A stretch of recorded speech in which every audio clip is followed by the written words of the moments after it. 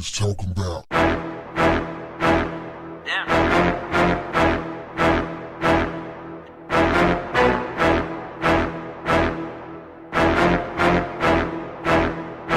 What's up, family? As ASAP Rocky remains in Swedish custody for an alleged assault, the cries for his release becomes increasingly louder, especially for one woman, 26-year-old Rebecca Cantor. She was arrested on Tuesday after she allegedly threatened to blow up the Swedish embassy in D.C. This during an apparent protest of ASAP Rocky's incarceration.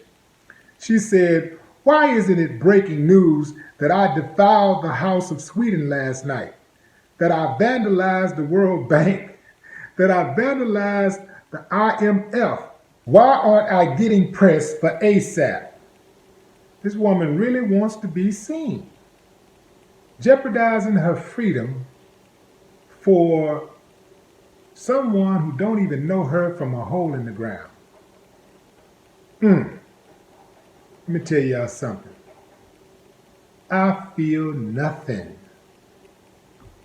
Some of y'all keep, well, that's where you're wrong, Willie D. See, if they do it to him, they'll do it to all of us. Man, how many black people you know that visit Sweden every year? Those people in Sweden ain't got no hit out on black folks. And even if they did, ASAP Rocky is on his own. I don't believe you get to turn your back on the black community, and then when you get in a jam, you automatically get supported by the black community. If that's the case, what is the incentive for someone to not violate the black community? If we're going to be just so damn forgiving, I don't believe in that. I do believe that ASAP Rocky has lost his way, and I really don't think it can be found. I personally think that if Donald Trump has anything to do with his being released, and he will, even if he didn't, because Donald Trump just reached out, ASAP Rocky is going to go out of his way to get to that White House and take a picture. Believe that, because he thinks that Donald Trump really cares about him. ASAP Rocky is going to get all the way. He's going to go full MAGA as soon as he gets out. I can guarantee you, because that's who he really is. See, it's one thing to say that you can't relate to something.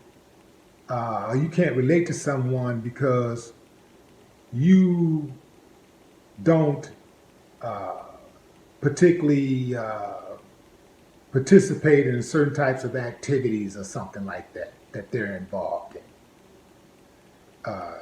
You don't live in the country that they live in. You can't relate to their culture. But it's a whole other thing when you say you can't relate to struggle, because struggle is universal. Pain is universal, you see? And especially when you start talking about the experience of black people around the world. There's no way possible you can be black and not relate to pain and the struggle, the destruction, the death of black people all over the world, especially in America. There's no way possible you can be from Harlem and not have experienced police brutality or racism. What you mean you can't relate? Now, what it is that you don't want to relate, and you don't want to acknowledge that this is part of who you are, and this is part of the experience that your people have in America. You're in denial.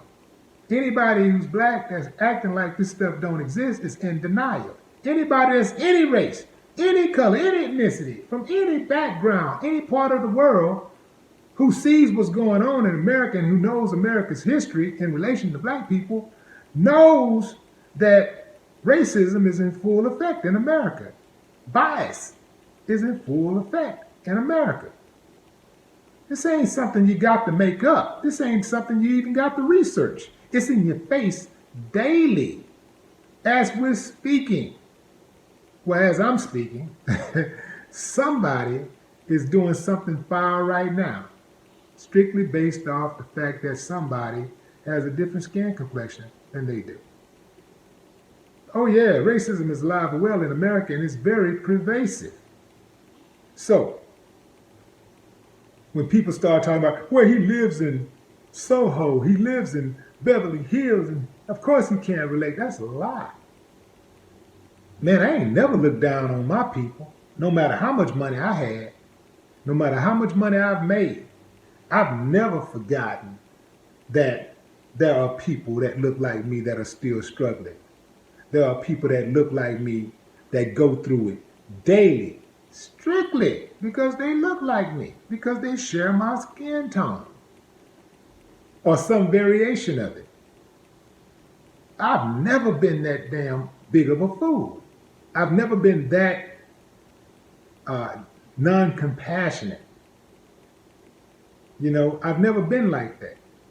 See, that's what it boils down to. This just boils down to just simple compassion. A human being having compassion for another human being's suffering. And so that's the way I'm built. And that goes for any marginalized group of people. I would never do anything to purposely try to marginalize someone that's already being marginalized, or look down on someone who's already being marginalized. I would never purposely do something like that. So this is why I feel like dude don't deserve the support of the black community. I don't believe he deserves support from anybody.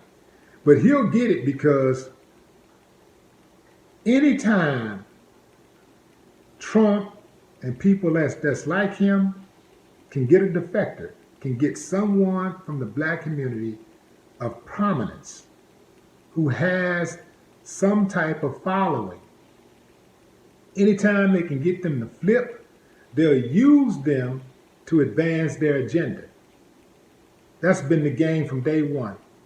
For years, decades, centuries, they will go and pluck out the most prominent people in the black community, or the most intelligent, educated people in the black community, and try to use them to thwart black progress. Wait a minute, let's get them out of there, because if they stay around, they're going to mess around and wake up the others.